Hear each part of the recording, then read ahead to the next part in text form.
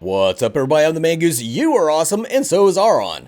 Undying Games released the Myth Spotlight for Ethereal's much anticipated Bernie Boy, and he looks like he's going to be OP as hell with some insane combo, disruption, and damage potential. I, however, think he'll make for one hell of a support, but we'll talk about his possible positions and drawbacks later. For now, let's get into the Myth Spotlight. As always, we start with Arawn's lore and his 3D model. I personally think Arawn looks like the absolute hands down best out of all the myths so far.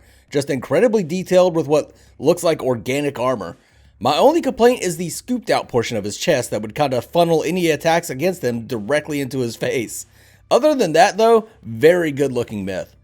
Arawn's passive is Infernal Aura. You pulse magic damage around you and killing any enemy unit, that could be myths, lane minions, jungle minions, whatever, grants you a soul stack that increases your health as well as the damage caused by the aura. UG has not confirmed if there is a cap on the stacks or if you could just keep growing more and more powerful throughout the game. Quick note, I really like the effect when you gain the soul stacks. Now for the special ability. All myths and Ethereal will have a special risk-reward ability bound to the right click. Arawn's is called Torment. Activating Torment turns the damage from Infernal Aura off and instead radiates a fear effect for a short time. The fear can only be applied once. The Spotlight also confirms what fear does in the game. I wasn't sure if it made people run away or if it just rooted them in place. Now we know, they run away. We talked to UG about this ability, and from what they said, Arawn's aura will be a big part of his damage, so giving up Infernal Aura for the fear actually will be a sacrifice. Arawn's first basic ability is Burning Fists. Activating this causes Arawn to execute 2 rapid melee swings that apply Blaze to the target. Blaze is a magical damage over time debuff. Basically, you put a burn on him. It seems that the Blaze debuff will factor greatly into the rest of Arawn's kit. If the target is already affected by Blaze when you do your Burning Fists, then the punches deal extra damage and refresh the duration of the debuff. It's important to note that this is an ability, not a buff to basic attacks. You should be able to time this to do some auto canceling like basic attack, burning fist, basic attack. Arawn's coolest ability is Impending Doom. You rush forward with a reduced turn rate and grab motherfuckers. This deals damage and you hold onto them with a magical flame hand. You can then throw your target in a direction of your choosing.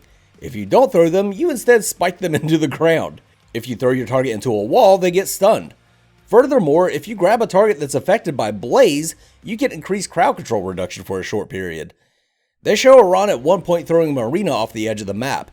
Fall damage is a thing in Ethereal, so throwing people from one of the side lanes into Void Lane will most likely kill them. Throwing them off of Void Lane, as you see here, will almost certainly kill them. Well, maybe not Marina, she's like a mermaid and shit, so she'll probably be fine in the water. Next up is Hell's Inferno. This is a ranged ability where you lob a ball of fire at a target location that explodes, deals damage, slows enemies, and it applies Blaze. If the target is already 420 blazing, then they also get decreased magic resist. This thing looks really slow. I can't imagine you're going to hit anyone with a naked Inferno. However, if you Impending Doom into someone, chuck them towards your team, and then immediately shoot an Inferno at them, it should make for one hell of a combo. If you played Paragon, think of this as like when you played Sevarog and you hit someone with Colossal Blow and then catch them with a Subjugate as they land. Arawn's ultimate is called Imminent Apocalypse. You grow in size, your aura radius is doubled, the aura damage is doubled, you get increased health dependent upon your soul stacks, and your aura slows. Your basic attacks during your ult also apply Blaze. Pretty basic self-buff ultimate, but with as crazy as the rest of his kit is, I'm pretty happy with it. Now let's talk about his big disruptive somebody will die combo. You can activate Imminent Apocalypse to double your aura size, activate Torment so that your aura fears, charge through the enemy team grabbing one person and fearing everyone else away, throw that person into your team and chuck a firebomb at them to slow them. You'll be able to single out one person that your team will naturally focus on while preventing the enemy team from doing anything about it. Even if your target activates some sort of CC immunity like Mark of the Sentinel Hunter, the rest of their team is going to be feared and you'll be on top of them to apply Blaze and then hit them with Burning Fists. At first look, it seems Arawn is going to be appropriately terrifying. So where will Arawn be played? Just like with Talos, I think solo lane is an obvious choice here.